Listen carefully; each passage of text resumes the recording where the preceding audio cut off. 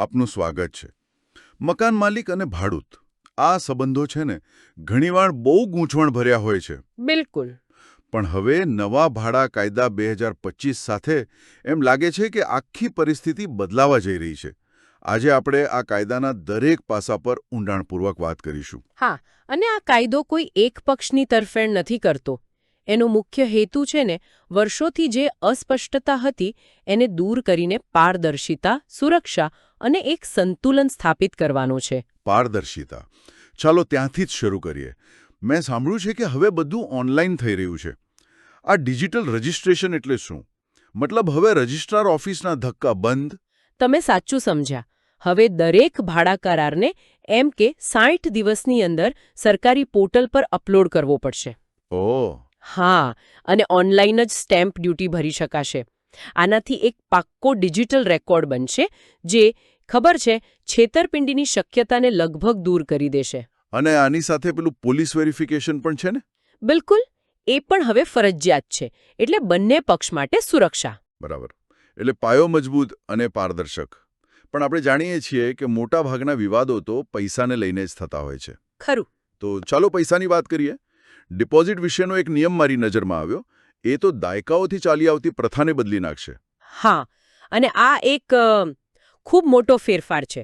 રહેણાંક મિલકતો માટે હવે મકાન માલિક 2 મહિનાથી વધુની ડિપોઝિટ નહીં માંગી શકે. માત્ર 2 મહિના? હા, માત્ર 2. અને કોમર્શિયલ જગ્યાઓ માટે આ મર્યાદા 6 મહિનાની છે.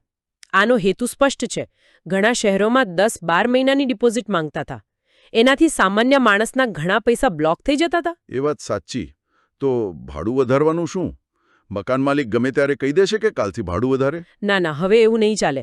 મકાન માલિક કરારના 12 મહિના પૂરા થયા પછી જ ભાડું વધારી શકે. અને એમનેમ જ? ના, એના માટે પણ 3 મહિના એટલે કે 90 દિવસ અગાઉ લેખિતમાં જાણ કરવી પડશે, જેથી ભાડૂતોને અચાનક આર્થિક બોજ ન આવે. આ તો ભાડૂતોના અધિકારોની વાત થઈ. એક બીજો મુદ્દો છે સમારકામનો. ઘણીવાર એમાં બહુ તકરાર થાય છે. હા, એના માટે પણ સ્પષ્ટ જોગવાઈ છે. મેં વાંચ્યું કે જો મકાન માલિક રિપેરિંગ ન કરાવે તો ભાડૂત પોતે કરાવીને પૈસા ભાડામાંથી કાપી શકે. પણ આનો દુરુપયોગ ન થઈ શકે? કોઈ આખા રસોડાનું નવીનીકરણ કરાવી દે તો? બહુ સારો પ્રશ્ન છે, અને કાયદામાં એનો ઉકેલ પણ છે. ખર્ચ વાજબી હોવો જોઈએ અને સામાન્ય રીતે તે 1 મહિનાના ભાડાથી વધુ ન હોઈ શકે. આ જોગવાઈ દુરુપયોગ રોકવા માટે જ છે. ઓકે. એટલે આ સશક્તિકરણની વાત ભાડા સંબંધના સૌથી તણાવપૂર્ણ પાસા સુધી પણ પહોંચે છે. એટલે કે ઘર ખાલી કરાવવા સુધી. ખરું મેં? બિલકુલ.